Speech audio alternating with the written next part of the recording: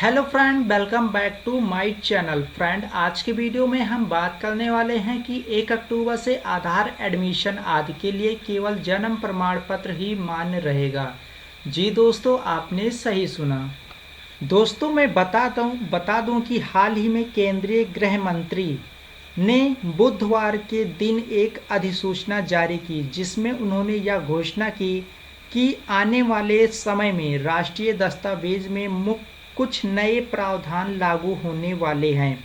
इन नए प्रावधान के अंतर्गत काफ़ी सारे बदलाव किए गए हैं, जिसमें से सबसे महत्वपूर्ण बदलाव एक नया अधिनियम लागू करने के लिए बनाया गया है, जिससे भारत सरकार को नागरिकों की व्यक्तिगत जानकारी के डेटाबेस को मेंटेन करने में आसानी होगी।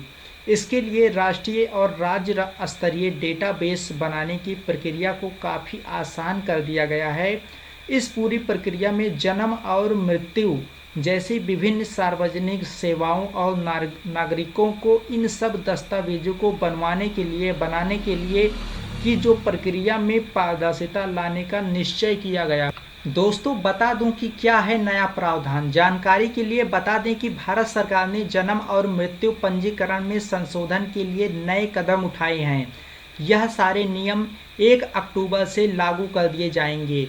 इस नए नियम के आ जाने से वह सारे नागरिकों को किसी भी शैक्षणिक संस्थान में प्रवेश पाना चाहते हैं या किसी भी प्रकार से सरकारी दस्तावेज प्राप्त करना चाहते हैं, वह सभी जन्म प्रमाण पत्र का उपयोग कर विभिन्न दस्तावेज को बनाने के लिए आवेदन प्रक्रिया संपन्न कर सकते हैं। दोस्तों, मैं आपको ये भी बता दूं कि अब दस्तावेज को बनवाने के लिए अन्य दस्तावेज की ज़रूरत नहीं होगी। हाल ही में भारत सरकार द्वारा एक नया फैसला लिया गया, जिसमें यह निश्चित किया गया कि केवल जन्म प्रमाण पत्र के आधार पर नागरिक मतदाता सूची में नामांकन, आधार पंजीकरण, विवाह पंजीकरण, सरकारी नौकरी के लिए आवेदन और केंद्र सरकार द्वारा विभिन्न योजनाओं में आवेदन कर सकता है।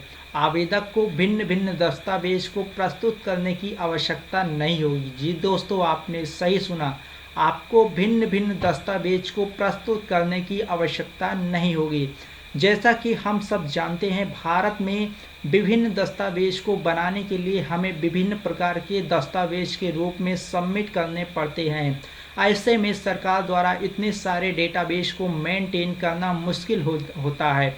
ऐसे इन सारी परेशानियों को देखते हुए हाल ही में सरकार ने नया निर्णय लिया, जिसमें राष्ट्रीय राज्य सरकार स्तरीय डेटाबेस को स्थापित किया जाएगा। इसके माध्यम से नागरिक केवल जन्म प्रमाण पत्र का उपयोग कर विभिन्न योजनाओं तथा विभिन्न सेवाओं से डिजिटल पंजीकरण करवा सकता है, जिससे कि नागरिकों को सेवाओं और योजनाओं का लाभ पारदर्शी रूप में मिलता रहेगा। दोस्तों, मैं आपको बता दूं कि जन्म और मृत्यु प्रमाण पत्र होंगे मुख्य दस्तावेज। जी दोस्तों, आपने सही सुना। जैसा कि हम सब जानते हैं, प्रत्येक व्यक्ति के जन्म प्रमाण पत्र सबसे महत्वपूर्ण दस्तावेज होता है। यह दस्तावेज व्यक्ति को उसके जन्म के साथ ही उपलब्ध करा दिया जाता है।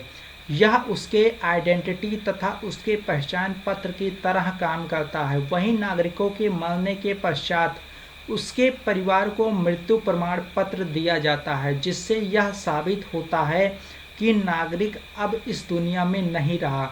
ऐसे में इन दोनों मुख्य दस्तावेज के आधार पर ही हाल ही में भारत सरकार के गृह मंत्रालय में यह अधिसूचना जारी की गई है, जिसमें उन्होंने जन्म और मृत्यु पंजीकरण अधिनियम धारा 1 की उपधारा 2 में इन दस्तावेज की शक्तियों का प्रयोग करते हुए इन मुख्य दस्तावेज के रूप में घोषित किया।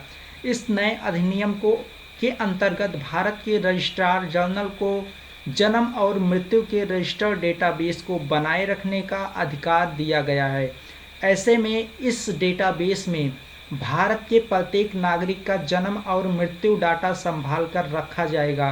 प्रत्येक राज्य को एक सरकार स्तर पर डेटा को संभालना होगा, जिसमें प्रत्येक व्यक्ति के जन्म और उसके मृत्यु की रिपोर्ट शामिल की जाएगी। वहीं किसी केस में जन्म और मृत्यु की सूचना देने वाले व्यक्ति का आधार भी इसमें जोड़ा जाएगा।